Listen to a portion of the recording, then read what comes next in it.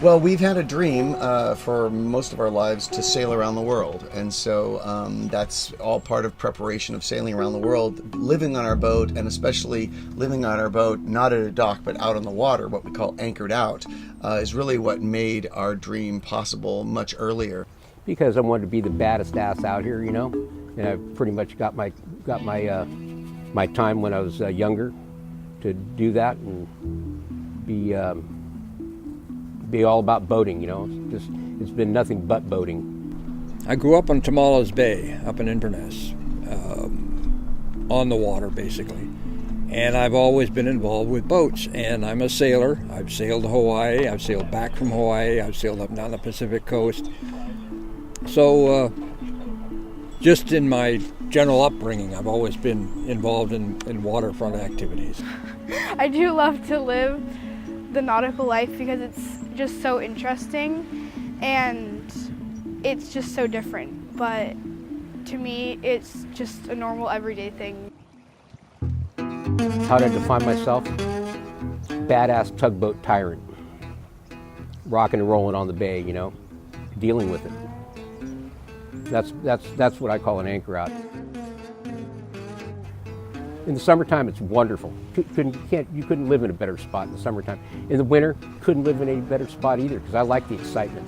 You know, it keeps me moving and going, and there's always something to do, and always somebody to help, and always somebody to hang out with, and you're part of something out here. You know, you're part of something out here because it's basically a big community, and a lot of people rely on me to be there and give them a hand, you know, and I like that. See, this whole waterfront, all Sausalito was nothing but a garbage dump.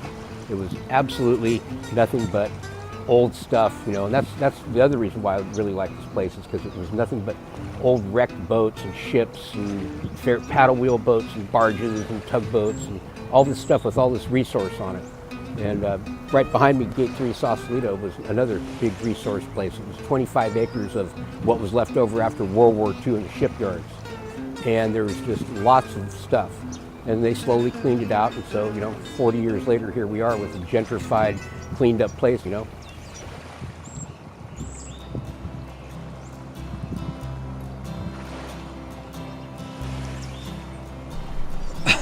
Well, all my junk.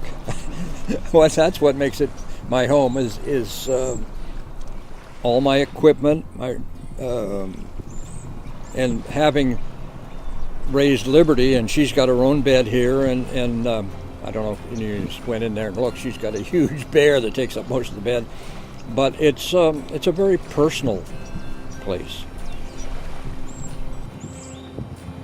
When she was 3, I started her with swimming lessons at the Mill Valley pool, and she took to the water like a duck, and now she surfs, and there's been no real problem. She just loves the water.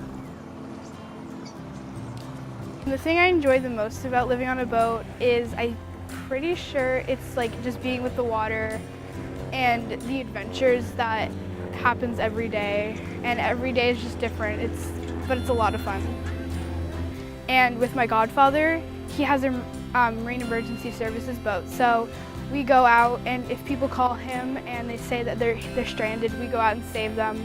And I feel like we all have like a stronger bond when the rough winter comes. Yeah. I love being surrounded by the wildlife, the sunsets and the sunrises, the gentle movement of the water. Mm-hmm. And I was born and raised in Big Sur. Actually born in Berkeley, but raised in Big Sur. So wild hippie kid kind of in the mountains. I think the first time I wore shoes was when I was 8 years old. No electricity, that kind of thing. And so it was a very earthy life where, you made your food and all that kind of thing. And that life is like that on the boat. It's hard work. Getting water, you have to think about getting water. You have to think about what you're going to do with the trash. Think about electricity. And it's kind of a real life that we love. It's a beautiful life. It's blissful, and it's also terrifying and challenging and hard work at times. You're very connected to nature. Exactly. All around our boat are all the creatures that have been here for a million years. These boats haven't scared anything away, so And you're when- really living in the middle of that. And when the wind blows, you feel it. Yeah, exactly. When it's storming, you feel it. It's a real life. Yeah. We love a real life, not layers between us and nature.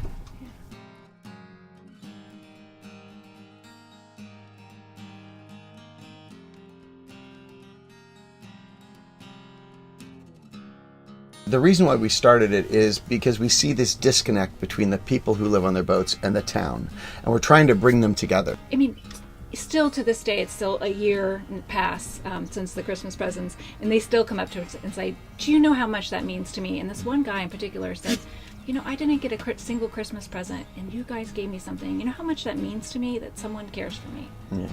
So we're leaving in 18 months. So when I turn 55, that's a pretty early age to be able to just cut all the strings and retire and sail around the world. We've been dreaming about it for a long time. Exciting. Some people need to put down roots and really stay in one place, and we're kind of gypsies. We love movement, so it is bittersweet because we're leaving friends and things like that behind, but we'll come back every year.